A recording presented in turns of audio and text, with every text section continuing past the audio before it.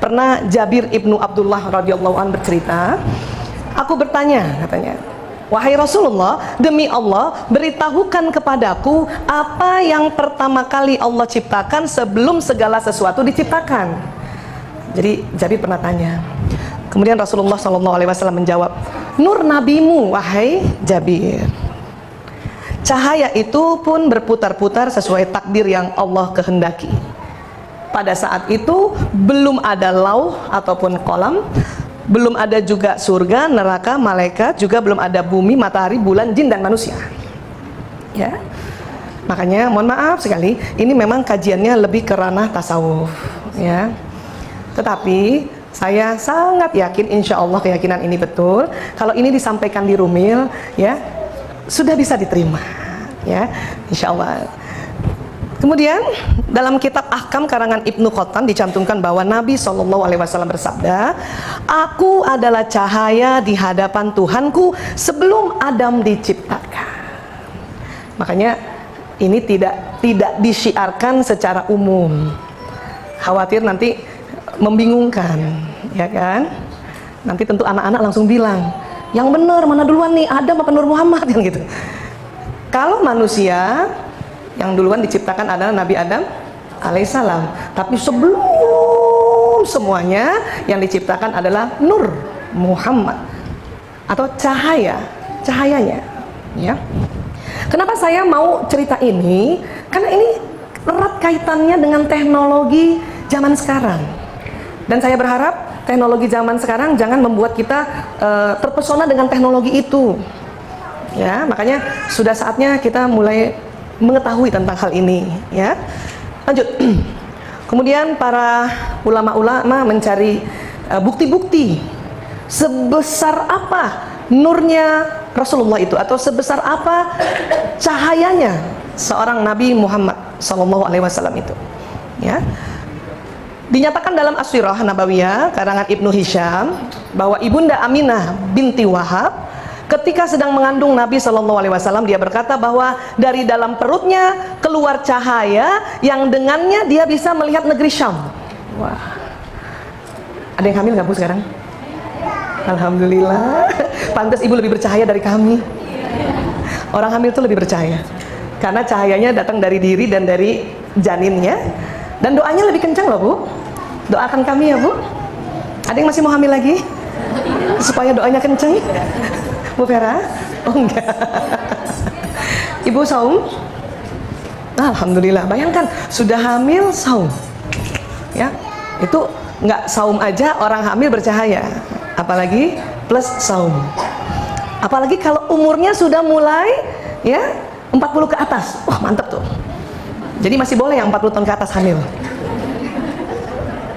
Itu boleh kita pegang tangannya langsung, Bu, doakan anak saya ya. Anak saya SBMPTN belum selesai. Ya, itu boleh begitu ya.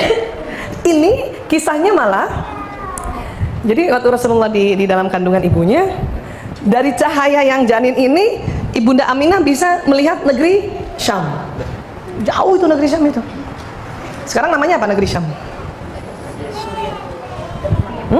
Syria, betul. Betul. Negeri Syam dulu tuh negeri metropolitan, Bu. Mallnya udah banyak dulu tuh. Ya, karena Rasulullah dan kafilah-kafilah di Arab Saudi itu, atau khususnya Mekah Madinah, belanjanya kemana? Kulaannya kemana? Negeri Syam. Jadi mereka jualan di Mekah dan Madinah, ya. Kemudian Ibunda Aminah bercerita, aku mengandungnya tanpa mengalami kesulitan sampai aku melahirkannya. Ketika dia keluar dari rahimku, ada cahaya keluar bersamanya yang menerangi ujung timur hingga ujung barat. Ya, Rasulullah lahir langsung cahayanya tuh ujung timur sama ujung barat. Ini kata Ibunda Aminah, ya. Tentunya orang-orang selalu akan mencari lagi ya sanad yang diceritakan bukan dari ibunya. Karena rata-rata kita kalau ngomongin anak, bangga nggak Bu? Jelas, ya. Maka dicari lagi, betul nggak sih Muhammad itu mengeluarkan cahaya? Ya. Lanjut. Nah ini ya, ini Mekah ke Syria tuh negeri Syam tuh, jauh bener ya. Mekah sekitar sini nih Bu. Maaf, lupa ya jadi artis. Ya, wah ini bisa di sini terus jadinya. Ya baik, ya itu lihat itu Syam di sana ya, luar biasa ya. Lanjut lagi, ada poin terus ada ya? Nggak ada, nggak apa-apa lah ya. Kemudian ya, dari Utsman ibnu Abu Ash menuturkan, ibuku bercerita kepadaku bahwa dia menyaksikan Aminah binti Wahab melahirkan Nabi Muhammad SAW pada malam kelahirannya. Lalu dia berkata, yang kulihat di rumah itu cuma cahaya. Ya, subhanallah ya. Kemudian ada lagi ya yang didapat dari bidan Rasulullah itu Ibu Asy-Syifa, ibunya Abdurrahman bin Auf ya. Beliau bercerita bahwa cahaya memancar dari tubuh Rasulullah SAW dan menerangi semua istana di Syam. Lahir cahayanya sampai ke negeri Syam. Kira-kira masih ada nggak bayi kayak gitu tuh? Udah nggak ada, Bu, mentok sudah. Ya Rasulullah nampaknya ya. Iya, bayangkan lahir. Ini dua orang yang bercerita berbeda, dari Ibu Asy-Syifa, ibunya Abdurrahman bin Auf, dan ibunya Utsman bin Abu Ash ya. Mereka semua adalah sahabat-sahabat Rasulullah SAW ya. Ya, lanjut lagi. Dalam riwayat Abu Hurairah dinyatakan bahwa seorang sahabat bertanya. Kita jelas kalau yang nanti menyampaikan Abu Hurairah kesohihannya lebih kita percaya ya. Wahai Rasulullah, kapankah engkau diangkat jadi nabi? Kemudian Rasulullah menjawab, ketika Adam masih antara roh dan raga. Jadi bayangkan Rasulullah diangkat jadi nabi sebelum Adam diciptakan. Tapi di sini redaksi hadis itu bukan diangkat menjadi rasul, karena waktu diangkat menjadi rasul setelah menjadi manusia yang diturunkan di Mekah. Tapi waktu diangkat jadi nabi, rupanya sudah duluan. Ya, kapan? Ketika Adam masih antara roh dan raga. Lanjut lagi ya. Allah Subhanahu wa ta'ala memberi nama nabinya Muhammad tak kala beliau masih berupa cahaya. Makanya kalau dalam kisah pada saat Ibunda Aminah sudah mau mendekati kelahiran, beliau bermimpi ya untuk memberi nama bayinya Muhammad. Bahkan kakek dari Rasulullah ya, Abdul Muthalib juga begitu. Ya kan? Muhammad artinya apa, Bu? Muhammad artinya apa? Yang terpuji. Ada yang nama anaknya Muhammad? Saya juga pakai, Bu. Pakai ya, Bu? Tapi tolong tetap panggilannya Muhammad, jangan Mamat. Itu sudah berubah nanti namanya artinya.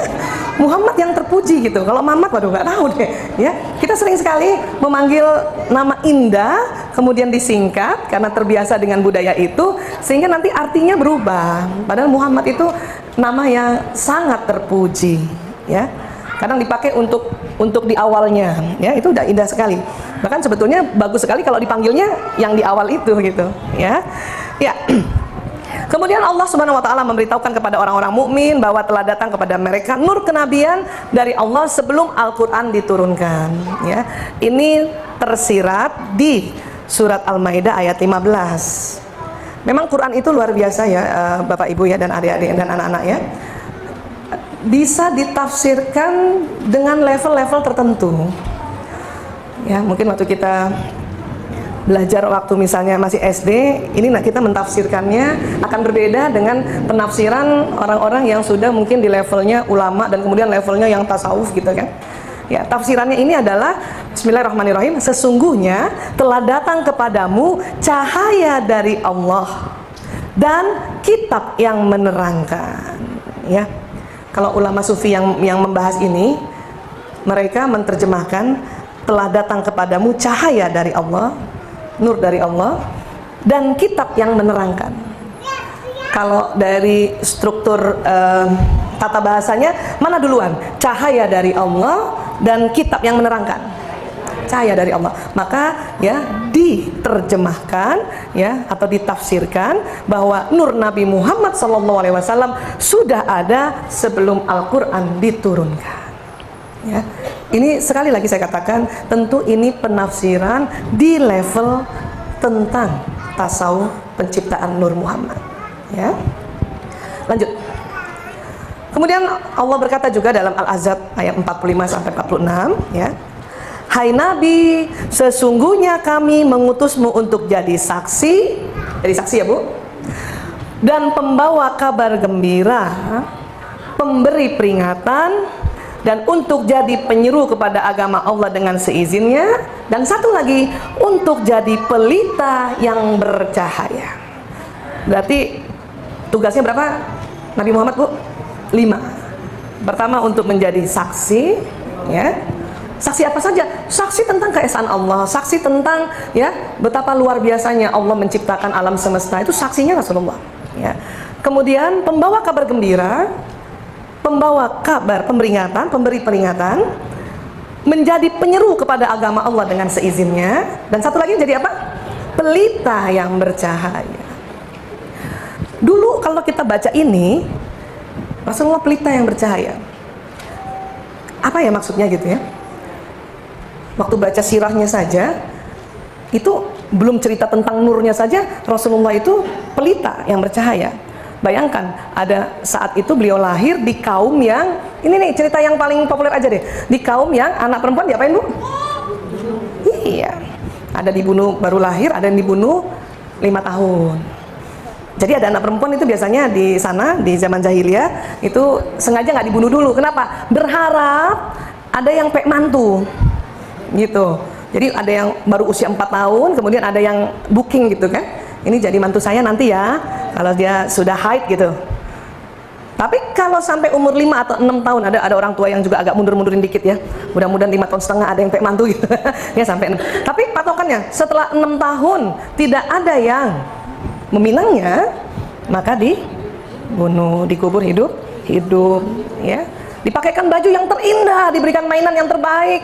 Tapi bapaknya sudah menyiapkan lubang di padang pasir, dibawalah ke padang pasir, main, menjelang maghrib didorong oleh ayahnya sendiri, ditimbun. Kemudian Rasulullah datang dengan anak perempuannya banyak banget dan tidak melakukan itu. Itu sudah pelita, itu sudah pencerahan namanya. Kalau kita misalnya menafsirkan bahwa Rasulullah itu pelita yang bercahaya, baru dari kisah itu saja sudah pelita gitu. Tetapi ditafsirkan lagi di sini bahwa Nabi Muhammad itu cahaya, betul-betul memang cahaya yang sinarnya itu tidak ada yang bandingkan, ya. Karena apa? Ibu tahu pelita nggak Ibu? Masih ada nggak sih? Ibu kebayangnya pelita kayak apa Bu? Petromax? Ya Bu? Minyak tanah gitu ya? Iya. Kayak apa pelita itu? Bersinar nggak?